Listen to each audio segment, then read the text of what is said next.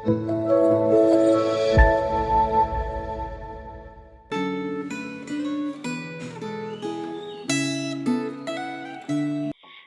saudara-saudara terkasih dalam Kristus. Mari kita bersyukur kepada Tuhan untuk anugerah-Nya. Karena hari ini kembali kita akan membaca dan merenungkan firman Tuhan. Dan mari kita berdoa memohon pertolongan Allah Roh Kudus supaya kita bisa mengerti firman-Nya. Ya Bapa yang selalu mengasihi kami, sungguh kami mengucap syukur dan berterima kasih di dalam perkenanan-Mu. Engkau akan berbicara lagi kepada kami melalui kebenaran firman-Mu. Tuhan, kami lemah. Oleh karena itu kami mohon kiranya Engkau mencerahkan kami supaya kami bisa mengerti kebenaran firman-Mu. Terpujilah nama-Mu. Inilah doa yang kami panjatkan hanya di dalam nama Tuhan Yesus. Amin. Bapak Ibu Saudara, pembacaan firman Tuhan hari ini sampai pada kitab Bilangan pasal yang ke-15. Tetapi saya tidak akan membaca semua, saya hanya membaca di ayat yang ke-22 sampai 25, kemudian dilanjutkan di ayat 30 sampai 31. Demikian bunyi firman Tuhan. Apabila kamu dengan tidak sengaja melalaikan salah satu dari segala perintah ini yang telah difirmankan Tuhan kepada Musa, yakni dari segala yang diperintahkan Tuhan kepadamu dengan perantaraan Musa, mulai dari hari Tuhan memberikan perintah-perintahnya dan seterusnya turun-temurun.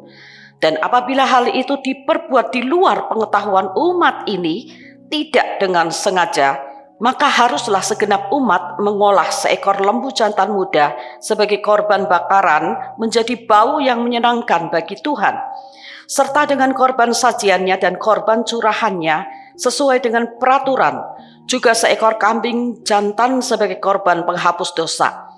Maka haruslah imam mengadakan pendamaian bagi segenap umat Israel sehingga mereka beroleh pengampunan, sebab hal itu terjadi tidak dengan sengaja. Dan karena mereka telah membawa persembahan-persembahan mereka sebagai korban api-apian bagi Tuhan, juga korban penghapus dosa mereka di hadapan Tuhan, karena hal yang tidak disengaja itu. Ayat 30 demikian bunyi firman Tuhan, tetapi orang yang berbuat sesuatu dengan sengaja, baik orang Israel asli, baik orang asing, orang itu menjadi penista Tuhan. Ia harus dilenyapkan dari tengah-tengah bangsanya, sebab ia telah memandang hina terhadap firman Tuhan dan merombak perintahnya. Pastilah orang itu dilenyapkan, kesalahannya akan tertimpa atasnya. Tema yang diangkat dari pembacaan firman Tuhan hari ini adalah jangan main-main dengan dosa. Saudara-saudara, apakah ada di antara kita yang masih ingat sebuah iklan dari perusahaan obat yang slogannya berbunyi, buat anak kok coba-coba. Saudara, slogan ini cukup terkenal karena mengena di hati.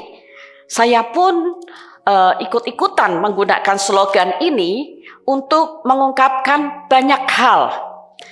Nah, seperti iklan ini yang ingin memberitahukan kepada orang tua untuk tidak main-main di dalam memilih dan memberikan obat kepada anaknya yang sakit, karena kalau tidak akan berakibat fatal. Demikian pula dengan kita juga tidak boleh main-main dengan dosa, karena dosa itu adalah pemberontakan, perlawanan terhadap Allah dan akibatnya fatal, yaitu kematian atau maut. Seperti yang tertulis di dalam kitab Roma pasal 6 ayat 23 yang berbunyi, sebab upah dosa ialah maut.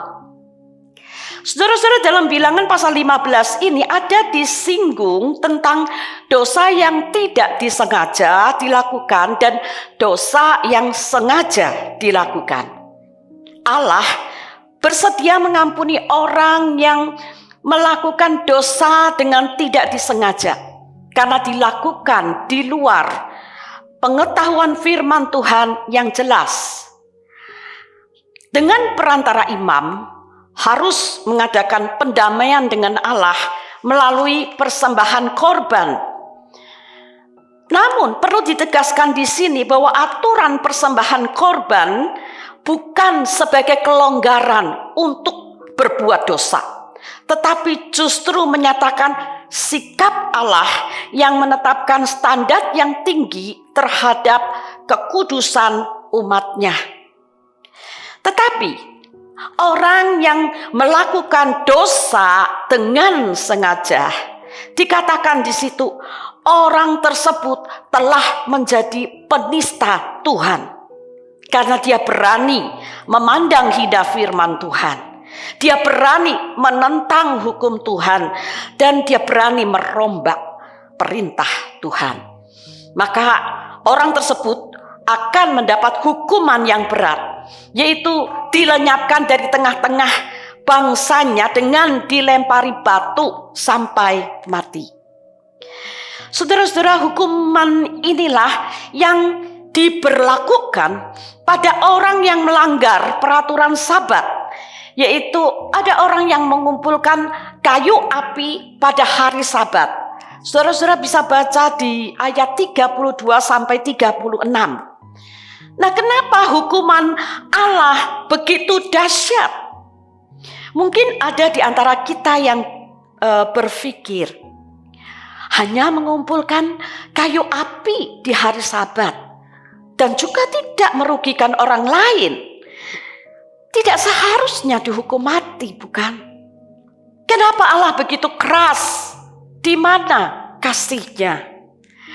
Saudara-saudara, inilah pemikiran-pemikiran klasik yang seringkali muncul di benak banyak orang.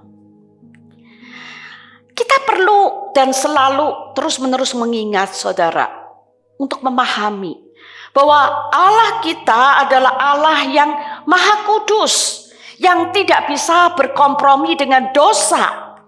Oleh karena itu Allah tidak bisa dipermainkan oleh orang-orang yang sengaja melanggar kekudusannya dengan meremehkan firman-Nya. Perlu juga diingat, saudara, bahwa Allah adalah pencipta dan pemilik hidup setiap ciptaannya. Bahkan Tuhan adalah penentu standar hidup yang sempurna. Dan sebagai hakim yang adil, Tuhan sepenuhnya berhak menghukum sebagai konsekuensi logis atas setiap dosa dan pelanggaran. Di sisi lain, saudara, Allah kita tetap adalah Allah yang penuh kasih. Kasih-Nya jangan pernah diragukan. Sekalipun Allah melakukan hal-hal yang menyakitkan, bahkan mematikan di dalam disiplin-Nya, itu karena Allah ingin umat kepunyaannya sama dengan Dia, yaitu kudus. Allah tidak mau ada dosa yang dibiarkan hidup di antara umat-Nya. Inilah pemurnian yang terus-menerus Allah kerjakan, dan juga untuk mempersiapkan generasi anak cucu di dalam mengenal kekudusan dan kasih-Nya. Oleh karena itu, saudara-saudara, biarlah setiap kita menyikapi dosa dengan serius. Ingatlah bahwa karena begitu seriusnya dosa, maka Yesus turun ke dalam dunia untuk menanggung hukuman dosa kita melalui kematian-Nya sebagai korban yang sempurna supaya kita diselamatkan. Jangan main-main lagi dengan dosa. Apakah itu dosa yang tidak sengaja dilakukan? Misalnya, perkataan yang keluar dari mulut kita walaupun tidak ada maksud jahat, tetapi telah membuat orang terluka dan down. Juga terlebih dosa yang dilakukan dengan sengaja. Misalnya pornografi. Kita tahu pornografi adalah hal yang tidak benar, hal yang cemar. Tetapi ada orang yang sengaja menikmatinya. Saudara-saudara, semua dosa-dosa ini ada konsekuensinya. Dan jangan pernah ada yang meremehkan. marilah segera menyelesaikannya dengan Tuhan. Oleh karena itu, saudara-saudara, hari ini kita diajarkan untuk selalu introspeksi diri, selalu mengakui segala pelanggaran yang kita buat, karena kita manusia yang lemah adanya. Dan marilah kita selalu bertobat, mau meninggalkan dosa itu dan mau hidup baru. Saudara-saudara, jika Allah tidak main-main dengan keselamatan yang dianugerahkan kepada kita melalui kematian Kristus, maka kita yang diselamatkan juga jangan main-main lagi dengan dosa. Kiranya Tuhan menolong setiap kita. Mari kita akan berdoa. Bapa, hati kami melimpah dengan syukur dan pujian oleh karena anugerah keselamatan yang Kau berikan kepada kami melalui kematian Kristus. Tuhan, kami juga bersyukur karena kami sekarang adalah umat-Mu yang kudus melalui percikan darah-Mu. Tolong Tuhan, supaya kami bisa diberi kemampuan untuk menjaga hati dan hidup untuk selalu kudus di hadapan-Mu. Terpujilah akan nama-Mu. Hanya di dalam nama Tuhan Yesus kami mengucap syukur dan berdoa. Amin. Tuhan Yesus memberkati kita semua.